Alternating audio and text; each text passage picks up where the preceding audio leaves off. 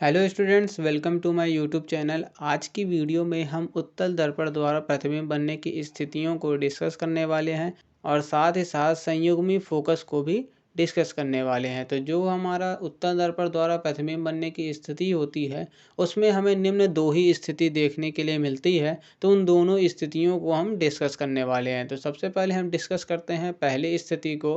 पहली स्थिति हमारी ये होती है कि जब वस्तु हमारा अनंत पर स्थित होता है। तो डायग्राम में आप देख रहे होंगे कि हमारी ए बी एक वस्तु है जो कि अनंत पर स्थित है और उसके सामने एक उत्तल दर्पण रखा हुआ है। आप ये भी जानते हैं कि उत्तल दर्पण से जो प्रकाश का परावर्तन होता है वो उभरे हुए भाग से होता है। तो यहाँ पर जैसे ही ए बी वस्तु के ए बिंदु से दो प्रकाश की किरणें निकलती हैं तो वो दोनों उत्तल दर्पण से परावर्तित होकर उसी दिशा में वापस चली जाती हैं। तो प्रतिबिंब बनाने के लिए हम इन प्रकाश की किरणों को आगे की ओर खींचते हैं, जिससे हमें पता चलता है कि दोनों प्रकाश की किरणें एक बिंदु F पर मिलती हैं जो कि उस उत्तल दर्पण का फोकस बिंदु होता है। तो इससे हमें पता चल जाता है कि अनंत पर स्थित जो वस्तु होती है उसका प्रतिबिंब फोकस पर बनता है। तो इसके लिए जो प्रतिबिंब की स्थिति रहती है उसके लिए कंडीशन ये बनती है कि अनंत पर स्थित वस्तु का जो प्रतिबिंब रहता है वो आभासी होता है, सीधा होता है, वस्तु से छोटा होता है और दर्पण के मुख्य फोकस पर बनता है। यहाँ पर आप ये भी कह सकते हैं कि दर्पण के पीछे की साइड पर वो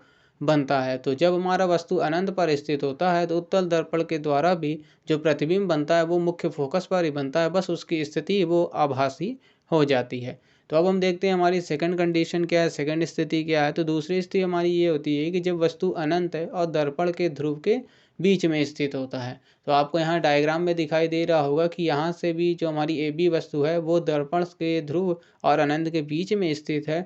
तो यहाँ पर हमें देखने के लिए क्या मिलता है कि जो दो प्रकाश की किरणें वस्तु के ए बी बिंदु से निकल रही हैं तो एक दर्पण से परावर्तित होकर आगे की दिशा में चली जाती है और दूसरी परावर्तित होकर उसी दिशा में आती है। मतलब जो बिंदु ए से प्रकाश किरण निकली है वो परावर्तित होकर उसी दिशा में जाने लगती है। तो इन दोनों बिंदुओं को जब हम आगे की ओर खींचते हैं तो हमें पता चलता है कि एक प्रकाश की किरण जो कि दूसरी दिशा में चली गई थी वो मुख्य फोकस से होकर जाती है और जो बिंदु ए पर ही वापस चली जाती है वो उसके वक्रता केंद्र से होकर जाती है। और ये दोनों बिंदुएं एक ए डैश बिंदु पर कट करती हैं जहां पर हमारा ए डैश बी डैश फोकस से पहले वस्तु का प्रतिबिंब बन जाता है। तो इसके लिए हमारे प्रतिबिंब की स्थिति ये होती है कि जो प्रतिबिंब बनता है वो आभासी होता है, सीधा होता है, वस्तु से छोटा होता है और मुख्य फोकस तथा ध्रुव के बीच में बनता है। तो ये हमारी द्वितीय स्थिति होती है जिसमें हमें प्रतिबिंब इस तरीके से देखने के लिए मिलता है। तो उत्तल दर्पण में सिर्फ और सिर्फ हमें दो ही स्थितियाँ देखने के लिए मिलती हैं। एक होती है अनंत की स्थिति जहाँ पर हमारा प्रतिबिंब मुख्य फोकस पर बनता है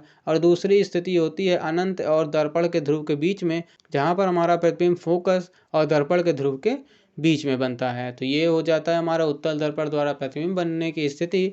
अब हम यहाँ पर एक और एडिशनल टॉपिक है जिसे संयुग्मी फोकस कहते हैं, उसको भी डिस्कस कर लेते हैं। तो सबसे पहले हम यहाँ इसकी डिफिनेशन देखते हैं। तो डिफिनेशन ये बताई जाती है कि दर्पण के मुख्य अक्ष पर स्थित वे दो बिंदुएं जिनमें से एक बिंदु पर रखी वस्तु का वास्तविक प्रतिबिंब दूसरे बिंदु पर तथा दूसरे बिंदु पर रखी वस्तु का वास्तविक प्रतिबिंब पहले बिंदु पर बनता है, तो उन दोनों बिंदुओं को उस दर्पण का संयुग्मी फोकस कहते हैं। जैसे आपको सामने ये जो डायग्राम दिख रहा है, इस डायग्राम में जो हमारे पास ए बी वस्तु है और उसका जो प्रतिबिंब ए डैश बी डैश बन रहा है, तो यहाँ पर जो बी और बी डैश है ये दोनों हमारे पास कैसे होते हैं, संयुग्मी फोकस होते हैं। जैसे हमारी वस्तु जो बी पॉइंट पर उसका पोर्शन है उसका प्रतिबिंब बी डैश पर बनता है और अगर हम बी डैश वाली पोजीशन पे वस्तु को रख देंगे तो उसका प्रतिबिंब जो रहेगा वो बी पर बनने लगेगा। तो किसी भी दर्पण के अंदर ये जो दोनों बिंदुएं होते हैं इनको हम संयुग्मी फोकस कहते हैं और ये सिर्फ और सिर्फ हमें अवतल दर्पण में ही देखने को मिलता है, क्योंकि अवतल दर्पण में ही जो प्रतिबिंब रहता है वो वास्तविक बनता है